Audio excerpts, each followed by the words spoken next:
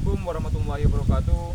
Kali ini saya sudah bersama salah satu narasumber untuk mempertanyakan atau wawancara mengenai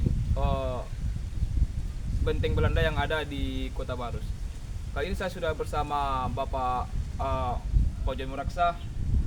Bapak ini selaku salah satu, mungkin bisa juga salah satu Dibilanglah sejarawan lokal lah. sejarawan lokal. Jadi di sini kita akan bertanya sedikit mengenai tentang benteng Belanda ini. Mungkin bisa saja Pak mengenai Ya. pertanyaan pertama, mungkin pada tahun berapa sih sebenarnya benteng Belanda ini dibangun? Dibangun diperkirakan tahun 1668 sampai 1669. Kira-kira dibangun pada saat itu oleh VOC yang disetujui oleh Raja Barus dengan awalnya sebagai kerjasama dagang. Dibangunlah benteng. Nah, gitu. Berarti sebagai awal mulanya sebagai bentuk pembangunan perdagangan begitu Iya, ya, Pak? kerjasama legitimasi dagang antara VOC dengan Barus. Dibangunlah benteng ini dan juga sebagai benteng pelindung dari serangan-serangan yang datang dari luar. Nah, seperti itu memang biasa pola seperti itu VOC membangun di mana saja. Pasti bangun loji atau bangun benteng. Nah, itu dia.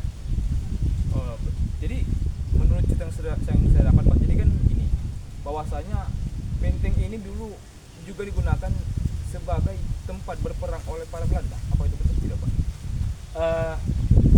Begini. Kalau kita lihat ini tempat tinggal. Iya. Mereka tinggal di sini, pimpinan-pimpinan di dalam ini digunakan sebagai benteng pertahanan perang apabila ada serangan dari luar, dari arah pesisir pantai, arah laut dan arah darat yang datang dari arah gunung. Jadi memang mereka melakukan tempat ini sebagai tempat berlindung dari serangan-serangan musuh, dan juga pada agresi militer Belanda yang pertama dan kedua ini dijadikan sebagai pos pertama dan pos kedua itu di depan Masjid Raya Barus. Jadi ada dua pos sebagai pos pertahanan orang Belanda waktu zaman agresi. Jadi memang ini sangat bersejarah lah bagi sejarah masa kolonial. Oh, kolonial Belanda khususnya Pak ya. Iya. Jadi kan di sini kan kita ada lihat nih Pak, bahwasanya ada seperti petakan batu. Ini dulunya berfungsi sebagai apa Pak? Sebagai karena dulu rumah panggung pasti ada batu penyanggah di bawah. Oh, sebagai kakinya begitu. Iya, sebagai kakinya. Jadi ada dulu rumah panggung di dalam benteng ini, tempat tinggal para orang-orang Belanda, pejabat-pejabat atau controller, pemimpin yang dikirimkan oleh pemerintah residen yang diamanatkan tinggal di dalam benteng ini sebagai pengatur wilayah Onderafdeling Barus yang terdiri dari Barus Hulu, Barus Hilir, kemudian Sorkam kiri, Sorkam kanan. Jadi pusatnya di sini, kontrolernya tinggal di dalam ini. Berarti benteng-benteng yang ada di sini itu berkaitan dengan yang termasuk di Sorkam gitu ya Pak?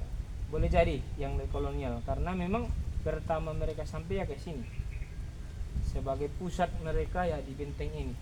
Pusat pemerintahan ya, administrasi. Nah, gitulah. Kira-kira seperti itu. Nah, cut dulu ya. Tarik napas dulu. Wah. Oke. Jadi kan tadi kan kita sedikit berbincang mengenai Oke, baik. bangunan dari yang ada di dalam benteng ini Pak. Jadi kan bagaimana sih bentuk dari benteng ini dan bentuk dari tempat yang rumah panggung telah dibangun? Tata ruangnya ya. Iya Pak. Benteng ini bentuknya tidak salah segi empat. Posisi sebelah barat arah laut itu ada tempat meriam. Jadi dia ada di ujung benteng, benteng yang berbentuk bulat. Oh, yang kanan ini ya Pak. ya sudut ini, kemudian di sudut sana di sebelah timur arah ke gunung. Jadi ada dua sisi supaya menangkis serangan dari laut, serangan dari gunung. Itu memang mereka sengaja. Kemudian segi empat, sebelah laut dan sebelah gunung, dan kemudian di sebelah arah baratnya tempat tinggal mereka, rumah panggung. 1 dan 2 rumah panggung kurang lebih itu yang menurut saya rekonstruksi dan dari narasumber yang kita dapatkan oleh orang tua dan sebagainya. Dan kemudian sebelah sisi benteng bagian depannya sebelah kanan ada sumur tempat mereka mengambil air. Di posisi sebelah timur ada kamar mandi yang simulasi ke sana ya. iya tempat Cikakus lah berkegiatan mereka kan di dalam ini. Jadi begitulah. Dan kemudian di sepanjang benteng ini terdiri dari dua tingkatan, bagian tanah dan bagian tingkatan kedua tempat patroli jalan.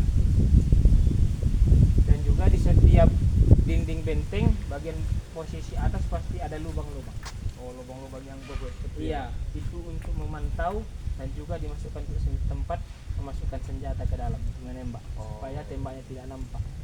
Nah, itu teknik dan taktik perang lah. Kira-kira seperti itu. Jadi dari tadi cerita yang kita bahas tadi kan Pak, tadi kan Bapak juga mengatakan bahwa saya dulu dibangun dari zaman PO sendiri Pak. Iya, zaman sebagai POC. pusat perdagangan. Lalu dipakai lagi oleh Belanda begitu Pak. Belanda. Jadi sampai kapan perjalanan dari benteng ini begitu Pak? Perkembangan ya sampai Iya. selesainya. Jadi begini.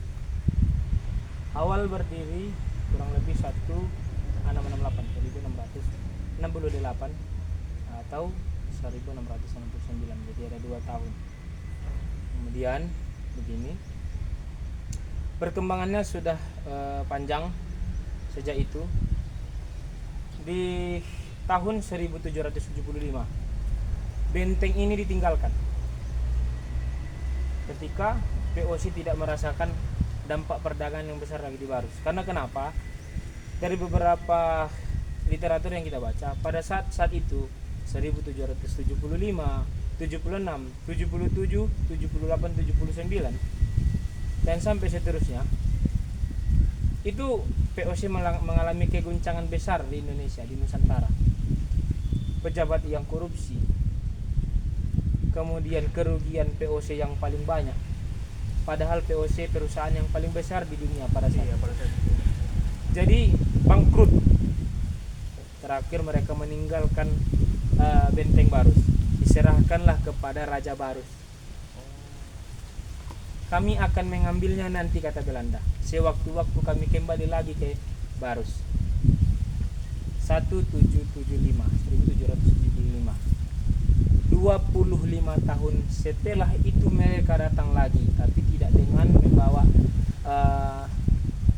POC, tidak dengan membawa lagi organisasi dagang, membawa langsung pemerintah kolonial ingin berkuasa secara full atas tanah-tanah di Nusantara, mulai dari Sumatera, Jawa, Nusa Tenggara, Bali, Kalimantan, Sulawesi, Maluku sampai Papua. Makanya pada saat itu mengapa mereka bisa kembali dan kenapa bisa kosong? Selain dari